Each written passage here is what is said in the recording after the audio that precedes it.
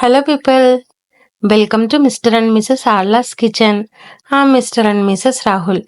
ఈరోజు మనం చూడబోయే రెసిపీ ఈ సమ్మర్లో దొరికే పుల్లని మామిడికాయతో అప్పటికప్పుడు ఇన్స్టెంట్గా పెట్టుకొని ఒక్క రోజు తర్వాత నుండి మనం ఎప్పుడు కావాలంటే అప్పుడు రైస్లో వేసుకొని ఈ సంవత్సరం అంతా నిలువ ఉండే పచ్చడి ఈ ఉల్లి ఆవకాయ పచ్చడి అండి. ఇది ఖచ్చితంగా సంవత్సరం నిలువ ఉంటుంది ఈ పద్ధతిలో చేసుకుంటే. నేనైతే ఇంట్లో ఉండే ఒక పుల్లని మామిడికాయ తీసుకుని నీట్గా వాష్ చేసుకున్నాను. వాష్ చేసుకున్న తర్వాత ఒక మెత్తటి క్లాత్ తోటి వాటర్ అంతా పోయేలాగా తుడుచుకోవాలి. అసలు తేమ ఉండకుండా తుడుచుకోవాలండి. తేమ ఉంటే కనుక మనకి పచ్చడి పాడైపోతుంది. కాబట్టి తేమ లేకుండా తుడుచుకొని వీడియోలో చూపించినట్టుగా చిన్న చిన్న మామిడికాయ ముక్కల్లా కట్ చేసుకోవాలి. దీన్ని చిన్న మామిడికాయ ముక్కలుగా కట్ చేసుకుంటాం కాబట్టి దీన్ని ఉల్లి మామిడికాయ పచ్చడి అంటారు. ఇది ఎక్కువగా మనకి క్యాటరింగ్స్లో ఈ సీజన్లో దొరికే మామిడికాయలతో పచ్చడి చేస్తూ ఉంటారు. ఈ పచ్చడి చేసుకోవడానికి నేను చెప్పినట్టుగా ముందు ఒక మామిడికాయ తీసుకొని చిన్న చిన్న ముక్కలుగా కట్ చేసుకున్నాం కదా. నేను ఈ కప్పు కొలతతో చూపిస్తున్నానండి. నాకు ఆ కప్పుతో 2 కప్పులు మామిడికాయ ముక్కలు వచ్చాయి.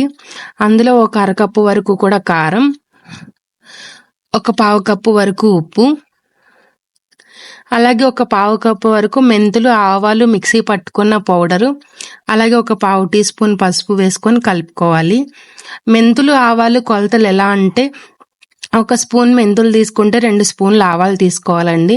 ఆ 2 కలిపి మిక్సీ పట్టిన పౌడర్ మనకి పావు కప్పు వస్తే కరెక్ట్గా సరిపోతుంది. ఇప్పుడు స్టవ్ మీద ఒకసారి బాండీ పెట్టుకొని 3/4 కప్పు వరకు కూడా మనం ఆయిల్ వేసుకోవాలి.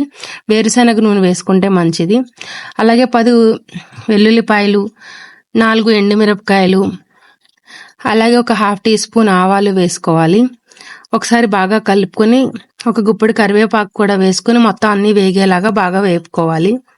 లాస్ట్లో స్టవ్ ఆఫ్ చేసే ముందు ఒక పావు టీ స్పూన్ ఇంగు వేసుకొని ఒకసారి అంతా బాగా కలిసేలాగా కలుపుకుని స్టవ్ ఆఫ్ చేసుకోవాలి. వేడి మీద ఈ ఆయిల్ పోయకూడదండి. చల్లారిపోయిన తర్వాత ఈ ఆయిల్ మొత్తం ముందుగా ఉప్పు, కారం, ఆవపిండి పట్టించిన ముక్కల్లో వేసేసుకొని ఒకసారి బాగా కలుపుకోవాలి.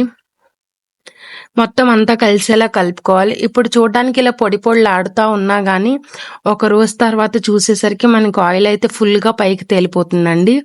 ఒక రోజు తర్వాత దీని టేస్ట్ కూడా బాగుంటుంది. అప్పుడు ఒకసారి చూసుకొని ఉప్పు, ఆయిల్, కారం ఏమైనా కావాలనుకుంటే అడ్జస్ట్ చేసుకోవచ్చు.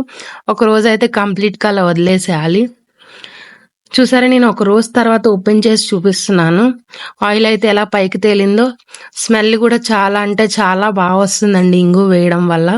ఒకసారి ఈ పచ్చడి మీరు కూడా ఇలా ట్రై చేయండి. ట్రై చేసి మీకు ఎలా వచ్చిందో కామెంట్ సెక్షన్లో కామెంట్ చేసేయండి. ఈ వీడియో కనుక మీకు నచ్చినట్టయితే please like, share, subscribe. Thank you.